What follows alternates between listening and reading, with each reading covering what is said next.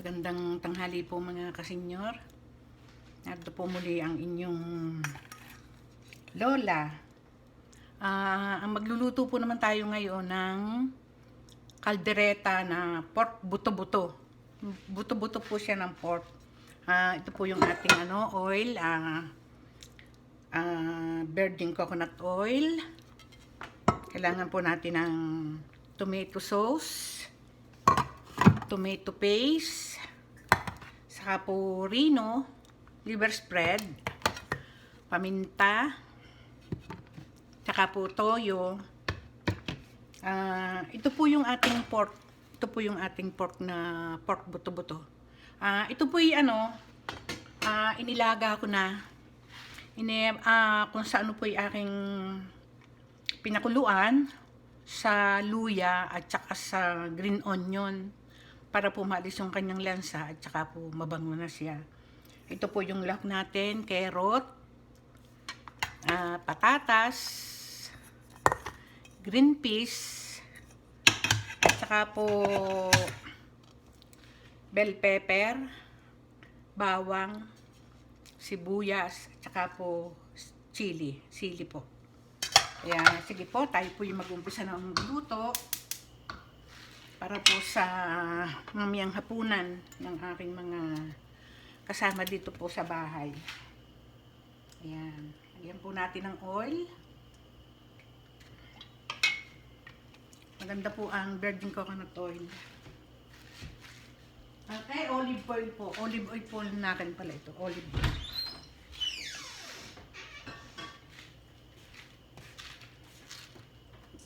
Isa pa po pati. Tsaka po ito cheese. Naglalagay po ako ng cheese sa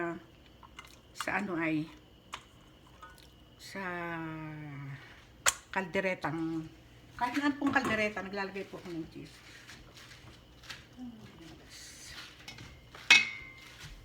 Aba, hindi pala bukas. Ayan pala. Ayan. Okay.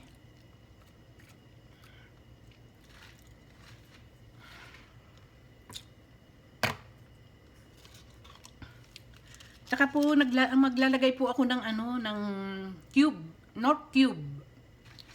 Kasi doon po sa nagpakasal po kami sa sa Batangas, yung pong isang kusinero doon ng kapatid ko na nagpakasal. Sinabi po niya yung sekreto niya sa akin na para daw po mabilis lumambot yung karneng baboy ay lagyan daw po ng North cube.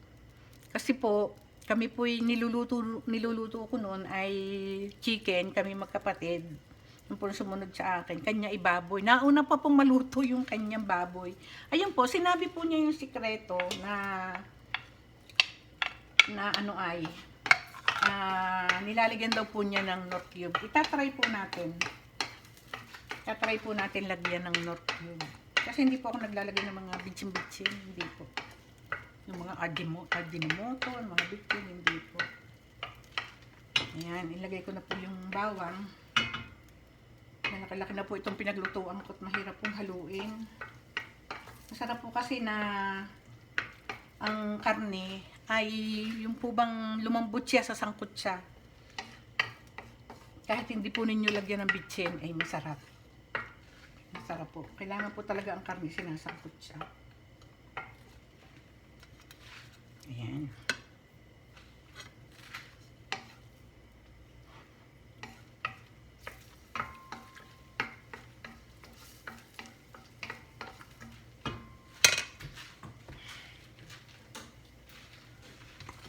Ito pong cheese ay gugupitin ko po ng apat po na piraso para po mabilis matunaw. Kasi naubusan na po kami ng nung ginagamit namin yung cheese. Nalimutan ko po magpabili timalo. Ayan. Atin pong papupulahin ang bawang para po mabango.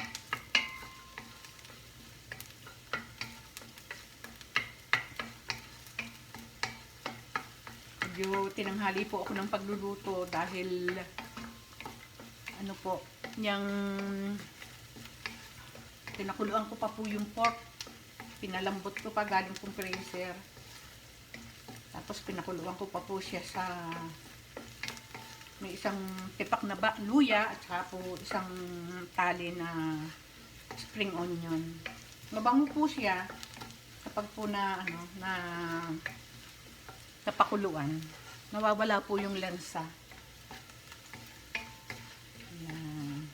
Nakita pong pumula ang ating bawang. Dami po.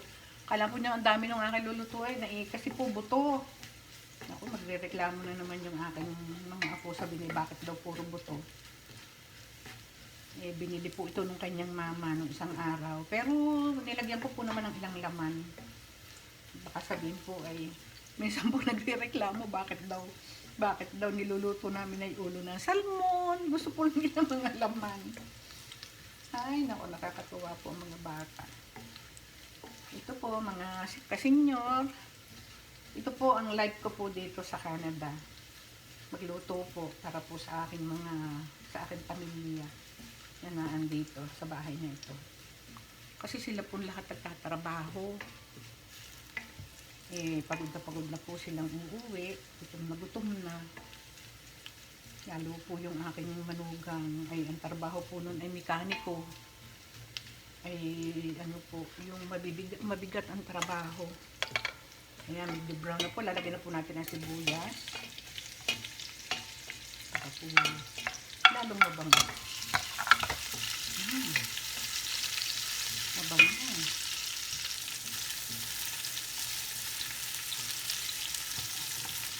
Titingnan ko po, iaasin ko po ay toyo. Kasi yung pong natatandaan ko po nung nagluluto yung aking asawa ng kaldereta, saka yung aking lian ng lalaki. Kusinero po kasi yung sila Saka yung pong asawa ko talaga marunong magluto. Ay nakikita ko po toyo po yung inaasin nila. Kaya po pala medyo maitim-itim na masarap tingnan lalo po sa beef. Sabi ko nga po, nagigisa po ako ng paminta. Gusto ko po ay kasama po sa gisa para po mabango. Ayan. Para po pag lalagay po natin yung karne. Ayan. Lalagay na po natin itong karne. Malinis naman po yung kamay ko. Ako po yung naghugas nga po nitong karne. Alam mo, ang dami, Pero, atin kung isasangkot ka sa paminta, sa bawang at sa sibuyas, ito pong ating kalderetang po. Yan.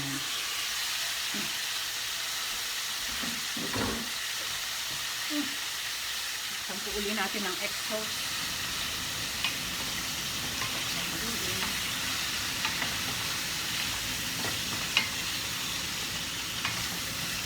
Ito po kasi magtutubig galing sa karne.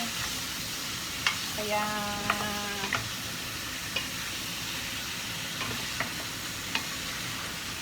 kailangan po ating ibigita. Lagyan na po natin ng toyo para po siya ay lumas.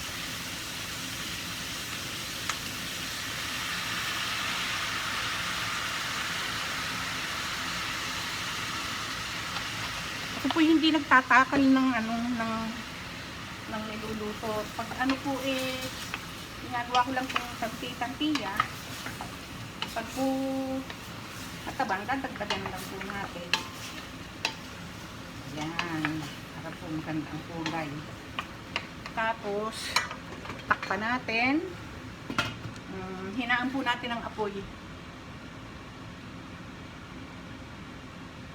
Pero po siya ay maluto ng utay-utay. Ayan. Pinirepare ko na po yung ating mga pandahok para po gisa lang po tayo ng gisa. Nalagay ko na po itong note para lumasa. Ayan.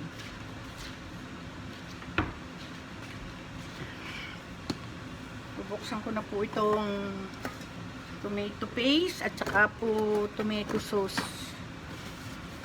tulad po ng ano, lagi po natin pupunasan yung ibabaw ng lata. Kasi ito po ay ano, magalbok. Ayan. Dalawang rino po yung ilalagay ko kasi maliit. Eh, madami po yung aking lulutuin para po masarap, para po lumas. Ayan. Ay, ang ating pambukas. Try po natin. Buksan na po natin aring. Ay. Tomato paste. Hindi ko po siguro ilalata ring tomato paste kasi po ay madami. Lagay po natin sa paste, sa rep.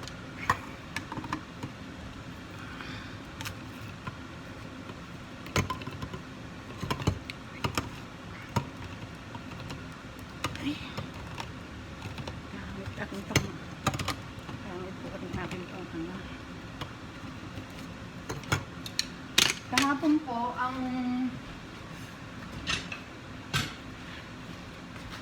Kahapon po ang niluto ko ay adobo na chicken legs. Hindi ko na po siya na video kasi po itong cellphone ko po ay hindi ko po na delete yung iba, eh napuno po. Kaya nung ako nag-video nung beef ribs na minarinate ko, doon po natapos. Kaya kasi ang ulam po na niluto ko po kahapon ay chicken legs na adobo, at saka po nagpaksiw po ako ng isang bangus na mayroong talong at saka ampalaya. Kasi ginagawa ko po pag po kami ay may karne, naglalagay po ako ng isda. Hindi naman po pwedeng basta isda kasi hindi po nakakain yung mga apo ko ng isda. Lalo po, pero sila po nakain ng tilapia. Ayaw po nila ng mga bangus, matinik daw. Sabi ko nga, hindi nabubuhay ang isda nang walang tinik. Sabi ko po doon sa mga bata. Kaya hindi ko na po na-video yung pong aming pagkain kahapon. Hindi ko na po na-video yung aming ulam na adobong manok na legs. Yung pinaksiw na bangus. Ito po, haluin po natin para po mapariho yung ano.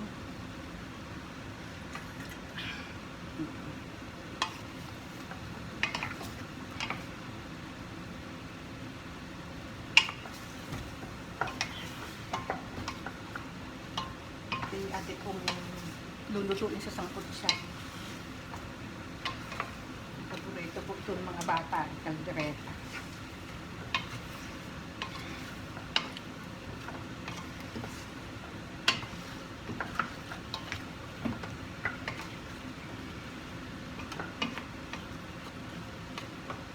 Buto-buto. Pork buto-buto.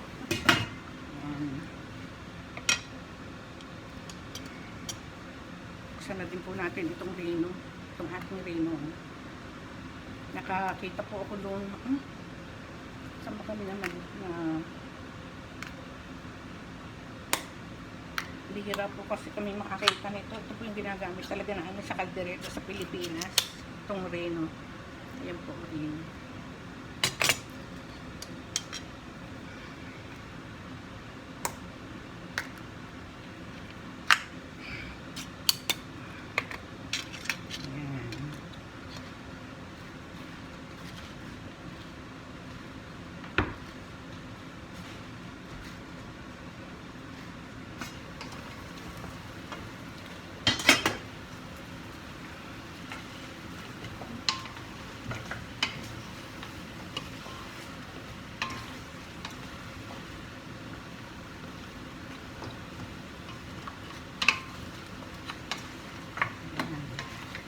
Peri-peri po.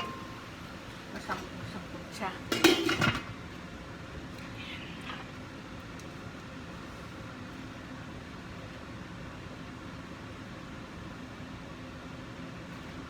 Lagyan po natin siya ng tubig para po siya ay maluto. malabo sa bago po natin ilagay itong ating mga ricado.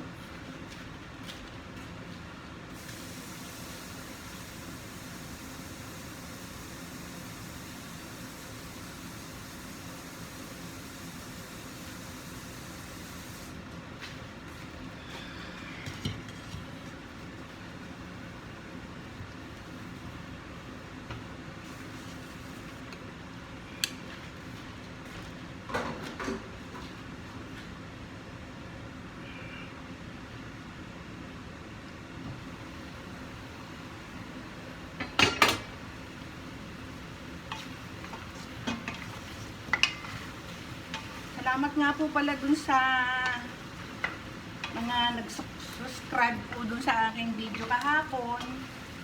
Saka po yung isang araw namin video na maglola. Salamat po dun sa mga nanood. Sana po lagi po kayong manood ng video ko. Yung pong buhay dito sa Canada. Ng isang senior. Kasi alam po ninyo, lalagyan ko na po muna ng tubig para po siyang magluluto, maglalabo.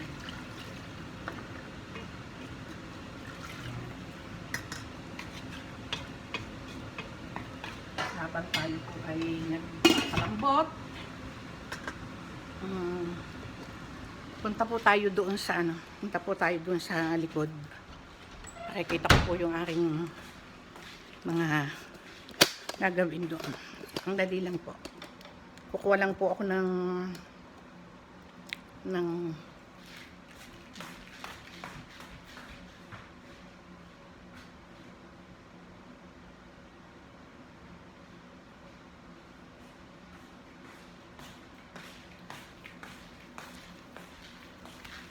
sayang po kasi yung oras kung habang tayo nag-aantay na magpalambot ng karne. Malapit lang po ito po sa likod. Yan. Mainit po kasi, maganda po ang panahon. Pero ano po, mahangin. Ayan, dali lang po, magda-jacket ako.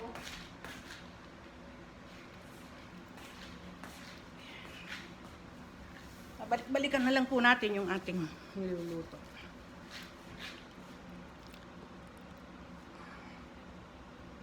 Ayan.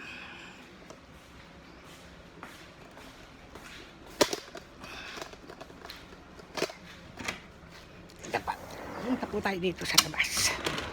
Ay, ang hangin. Hangin po. Kawindi.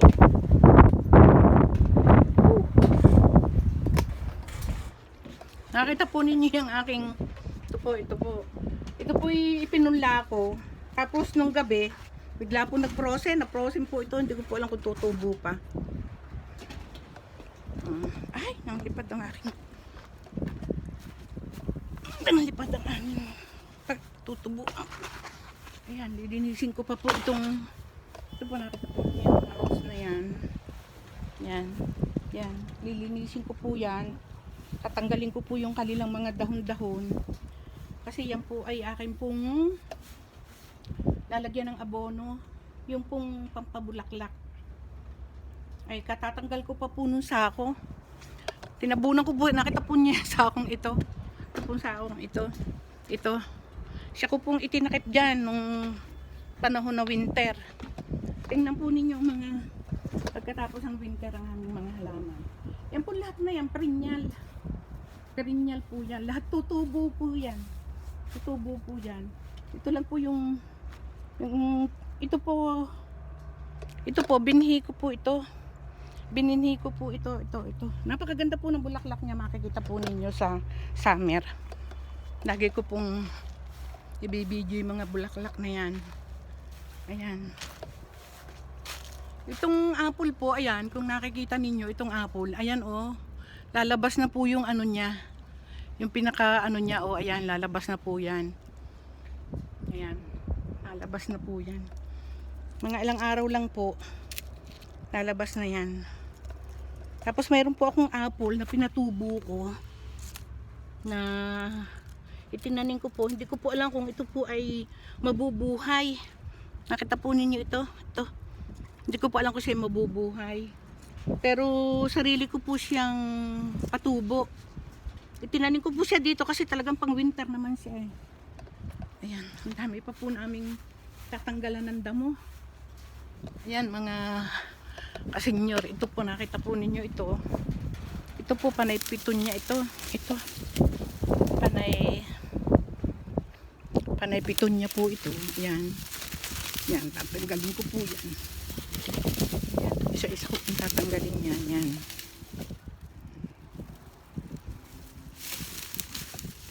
Yan. Tapos lalagay ko din po yan sa ilalim ng lupa. Sa ilalim ng lupa po natin ilalagay yan. Yan.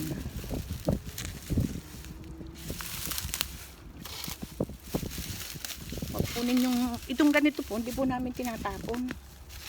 Kasi ito po ay, ang ano po, pwede, ayan o, ang lutong-lutong na niya, bulok na. Parang naluto ng isno. Ay! Sakit sa mata. Galbok. Mahangin. Papuwik ako. Sobrang lakas po ng hangin, ang lamig pa rin. Napakalamig po.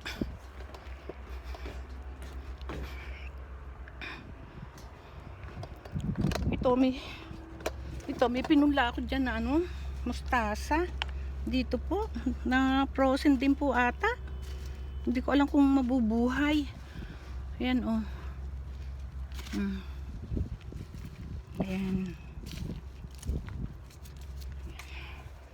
Ito po ang sinasabi ko po sa inyo na naayos ko po yung lupa. Ito. Kasi pagtataniman po namin ito ng ano. Pagtataniman po namin ng mga ano, yung mga buto. Eh, palilipasin ko po muna, mag-i-snow po ata sa Sabado ng gabi. Kaya palilipasin ko. Siguro po sa isang linggo tataniman ko na ito ng mga sitsaro, mga peas. Ito po babaguhin po namin yan eh, yung aming yung taniman namin pong palalaki.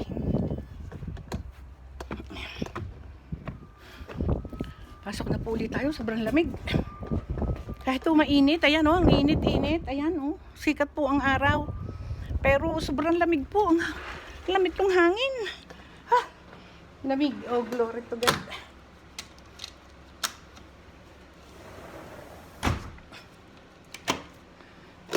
Maglilinis po kasi ako nung ano eh.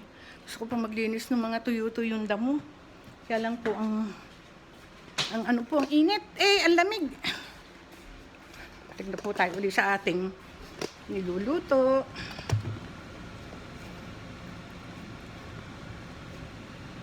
Ayan. Ay, kabayo.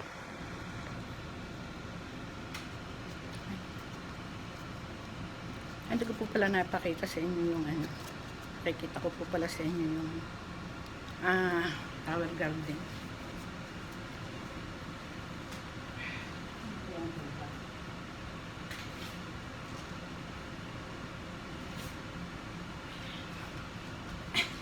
Dito po naman sa loob mainit.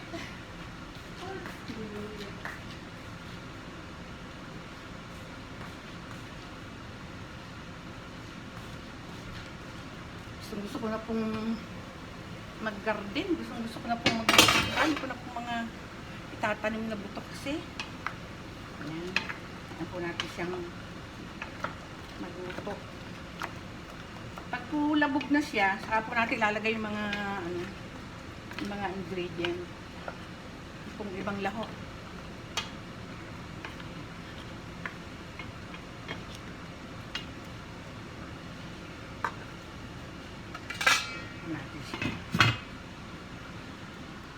Mga kasenyor, pakikita ko po pala sa inyo itong ano, ito pong kung tabagin po ng ni Malu ay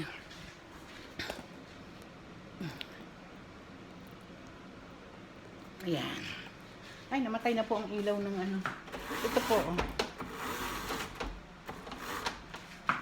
Tawag po dyan ay tower garden. Ayan oh. Meron po kami ditong, nakita po ninyo ito. Ito po yung Ito po yung mint green. Meron kaming birth chart. Ito. Meron kaming garland. Ito po, ito. Meron kaming rosemary. Ito po, oh. Rosemary. Tapos po, ayan po, nakita niyo yung kale. Ang taas, ano. Tapos meron po kaming mga pechay. Ayan, pechay. Ayan, madami po kami. Ay, sumuwang. Ito po. Nakakatawa po yung yung mint green. Oh, so, nagkaroon na naman dito ng ng ugat. Lalaki na naman po yan. Ayan po. Oh, ayan po yung aming. Ito pong, kung nakikita ninyo itong kale. At saka po itong bird chart. Bird chart nga ba ang tawag? Anong tawag dito? Ito po. Ari po may gulong na ikot. Tsaka ito pong halamang ito. Yan, ito po. Napakasarap po niya sa sa munggo. Napakasarap po niya sa munggo, mga kasenyor. Pagluluto ko po ng munggo, yan po ang aking yan po yung aking inilalagay. Nakita po ninyo itong aming mga yan. Ito po itinanim namin nung bago po mag-winter, lumago na po siya. Yan, geranium. Yan po yung aming mga garden sa loob ng bahay. Namin pong inaalagaan araw-araw. Ayan, oh. Ayan. Ayan. Ayan po. Yan ang mga orchids ni Malu. Hindi po yan nawawalan ng bulaklak. Mga kasenyor. Kahit po winter, ang dami-dami niyang bulaklak. Ayan, oh. Ayan. Ito po yung padalawang taon na naming halaman ngayon. Lalabas po namin siya ngayon po summer. Nakita po ninyo yan, mga kasenyor. Yan. Ito po, geranium na pink. Ito po yung 2 taon na naming alaga. Ang lago-lago po uli niya. Ilalabas po namin yan. Yan. Ito po uli tayo sa ating luluto.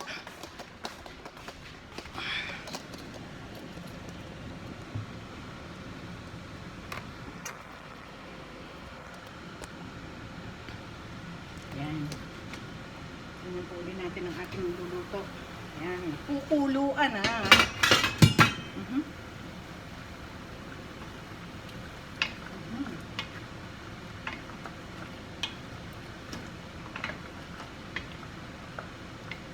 Tagal-tagal din po itong paanuhin.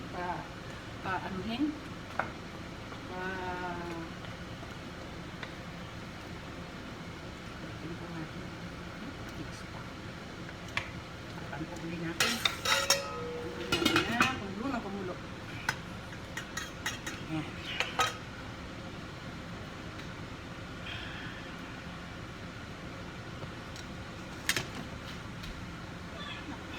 Sarap naman ang kain ng aking apo.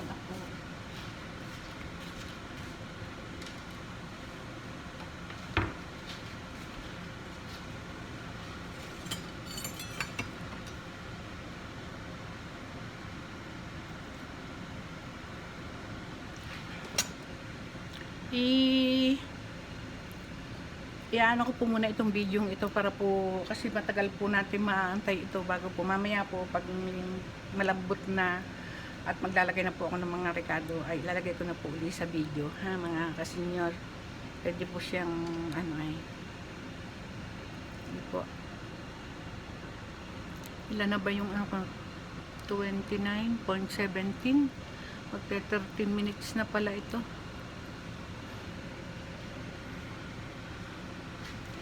Ayan, bukas na po itong ating mga panrekado naman basta na lang po natin lalagay mga lagay po natin sa ulam.